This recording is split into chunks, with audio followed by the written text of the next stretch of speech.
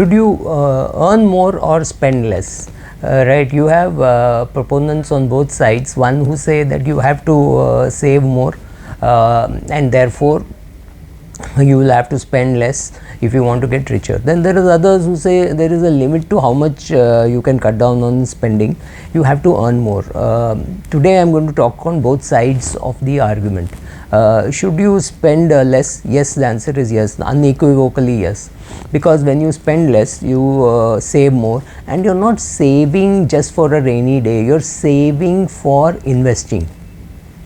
Rupees saved is better than a rupee earned because of taxation. I keep saying 1,000 rupees saved is better than 1,500, is equal to 1,500 rupees earned because of 33% taxation. I am ignoring the surcharge, etc. So therefore, whether you earn 1,500 or you save 1,000, it is the same thing, right? So saving 1,000 is like earning 1,500. So obviously you should save more, you should spend less, save more, because it's also seen that those people who don't have a control over their expenses have made their compromise with debt. So whenever they need money, they easily reach for debt.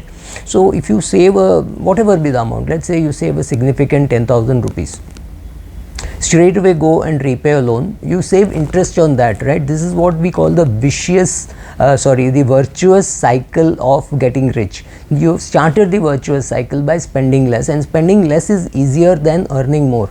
And I completely agree with the thought that there is a limit to how much you can cut your expenses. You have got to earn more. So but first cut your expenses, repay some of the loans, that will lead to saving more on interest. Therefore you now have more capacity to save, and that will actually reduce your stress, right?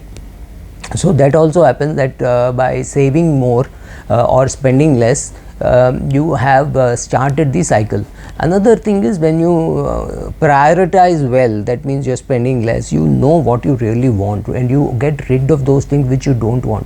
You suddenly realize that you had I am an Amazon Prime subscription which I'm not using at all. Last 1 year I have not watched any movie.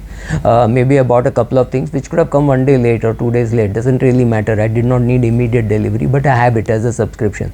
Will I be able to save much money? Answer is no. To me it does not hurt, but if it does hurt, if 1,400 rupees is big enough for you, maybe you should try to save that money. So whatever you can, if you are, one of the best ways to get rich is to spend less, therefore save more, and that more money, and we are talking of saving money which is post tax, right? So which means that money gets invested. You are not trying to save money to for a future, for a rainy day, right? Those days are gone. Yes, of course you need to have your emergency fund and all that, but still you are now saving money or spending less, cutting down expenses and using that money to invest, which means your money gets more time in the market. Make no mistake, spending more time in the market, your money will make better will get better returns than by lying in your savings bank account or by being spent. So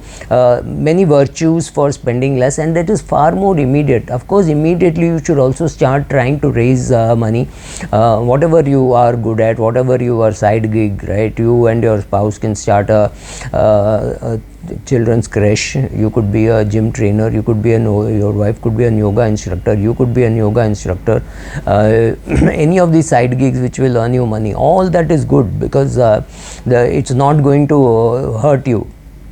But saving money immediately by spending less, by buying in better markets, by consuming less, by using cheaper phones, immediate benefit of buying a cheaper phone will not be felt, of course, because you will always say, oh, that camera was better, but a camera, if you're earning 1 lakh a month, buying a camera phone for 1.5 lakhs makes no sense, but there are people who do it. In fact, I think Apple and Samsung high-end phones are bought through their financing companies, and most of these phones are bought on installments. So if you're going to buy on installments, then again it's costing you interest also, right? So by shifting expenses, you prioritize and say, no, I think actually when you are spending less, you're saying, yes, I agree with you, my retirement is a bigger priority than my phone pleasure.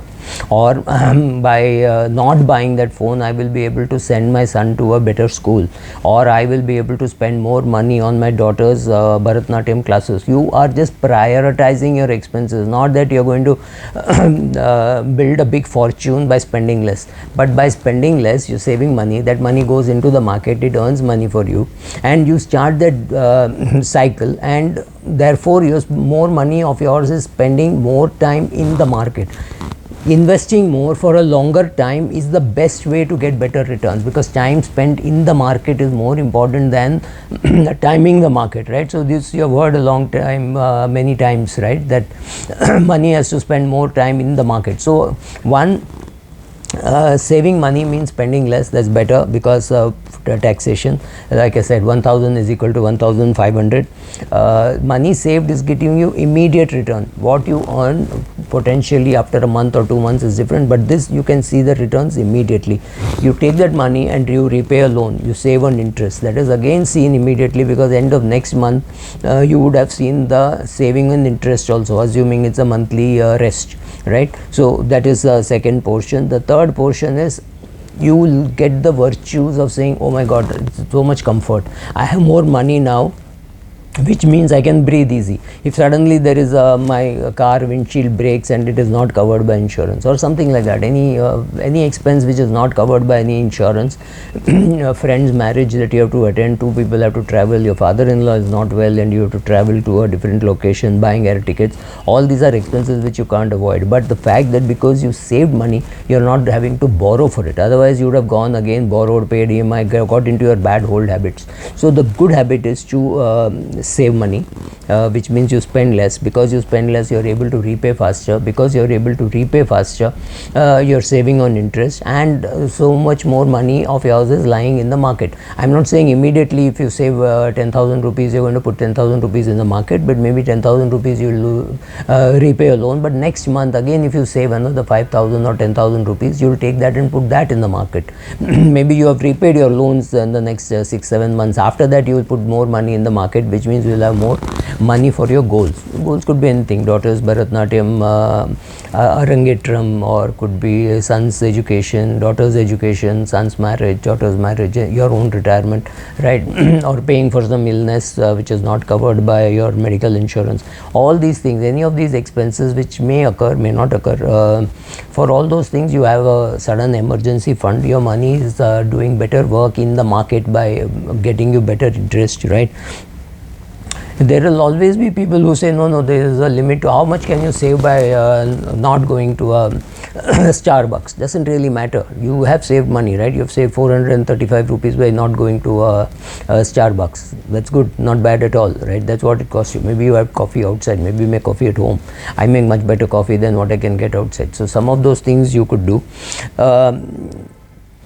You learn prioritizing, you learn what is important for you, you learn that I need this, I don't need that, right? So you learn those things by prioritizing. You and like I said, there's a limit to cutting of expenses. There is no limit to increasing income. So but cutting expenses, you get more money, you put it in the market, then you're more comfortable, you go and earn more money, put that in the market and starts earning better. You are doing a 5,000 rupee SIP, now you're doing a 6,000 rupee SIP. Or you were doing a 5,000 rupee SIP, now you are doing a 9,000 rupee SIP because of the savings that you have, and because of the fact that you repaid some of the loans, you are now able to make that from 9,000, you are able to increase it to 10,500, right? Changes will be incremental, changes will be small, right? But that is important. All these small changes are improving your financial health, right? So thank you. So my thing is very clear. Should you spend less, therefore save more, or should you increase your income? My answer is you have to do both. But it is easier to cut expenses than to earn income in the short run. When I say short run, I mean say 1 month. In that meanwhile, you could find some gig to do. Maybe you do it well, maybe you do it as a part-time activity in your during your weekends, whatever it is, you do all that, and therefore you just get more wealthy. Thank you.